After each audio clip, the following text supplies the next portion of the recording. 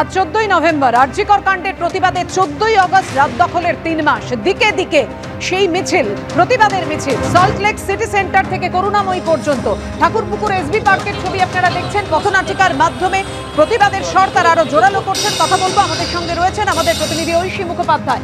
ঐশী, যে 3 মাস আগে তারা তাদের প্রতিবাদের স্বর তুলেছিলেন রাত দখলের মধ্য দিয়ে বিচারের দাবিতে এবং সুবিচার নিরাপত্তার দাবিতে, আজকে সেই স্বর আরো জোরালো হয়েছে, দৃঢ় হয়েছে।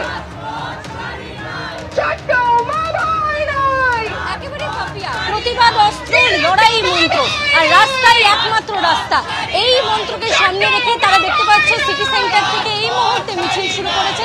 মূলত 14ই আগস্ট রাত দখল করতে নেমেছিল মেয়েরা, সেই দখল করা রাত, সেই দখল করা রাস্তা, সেই রাজপথ তারা আজকেও ছাড়েননি। 3 মাস পেরিয়ে গিয়েছে, এখনো সেই প্রতিবাদে মুখরিত হয়ে সেই স্লোগান তুলে, উই ওয়ান্ট জাস্টিস স্লোগান তুলে, হাতিয়ার থেকে উন্নাও, কামদুনি থেকে আরজিকর, মেয়েদের ওপর যে নির্যাতন, নারীদের ওপর যে শোষণ, তার প্রতিবাদ জানিয়ে, সেই ঘটনার প্রতিবাদ জানিয়ে তারা মিছিল করছেন। আমরা কথা বলবো, এই যে বিচার চলছে তার সত্ত্বেও মিছিল, কোথাও গিয়ে কি অনাস্থা? অবশ্যই এই মিছিল তো দেখুন, এমন কোনো দেশ আমি কখনো দেখিনি যেখানে একটা খুনের জন্য 3 মাস দাঁড়িয়ে থাকতে হয়, ঠিক আছে? এবং প্রত্যেক পদক্ষেপে যেখানে বাধা হয়ে দাঁড়াচ্ছে, এখানে আমরা ক্লিয়ারলি দেখতে পাচ্ছি যে এটা শুধুমাত্র এবং একটা খুন আর ধর্ষণ, এর পেছনে আরো বড় কনস্পিরেসি আছে এবং সেটা বিচার হতে এতদিন সময় লাগাটা এটা জাস্ট আনবিলিভেবল। শুনতে পাচ্ছি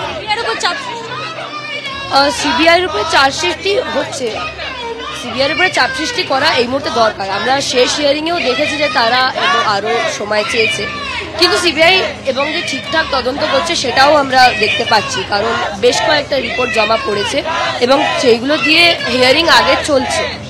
তো এটা কমপ্লিটলি যে সিবিআই কোনো কাজ করছে না তা নয়, কিন্তু চাপটা অবশ্যই সৃষ্টি করে রাখা দরকার। তারা চাপ তৈরি করতে চাইছেন এবং তারা তাদের প্রতিবাদের স্বর আরো জোরালো করছেন সুবিচারের দাবিতে। ধন্যবাদ তোমায় ঐশী। আরজিকর কাণ্ডের প্রতিবাদে যে ছবি আপনারা দেখলেন, 14ই আগস্ট রাত দখলের 3 মাস উপলক্ষে যে মিছিল, যে পথনাটিকা, বিভিন্নভাবে প্রতিবাদ জানাচ্ছেন মানুষ। শিলপাড়া থেকে ঠাকুরপুকুরের এসবি পার্ক পর্যন্ত সেই মিছিল, বেহালার প্রতিবাদী মঞ্চে দ্রোহকালের শপথ অনুষ্ঠান, গান, নাটকের মধ্য দিয়ে প্রতিবাদ।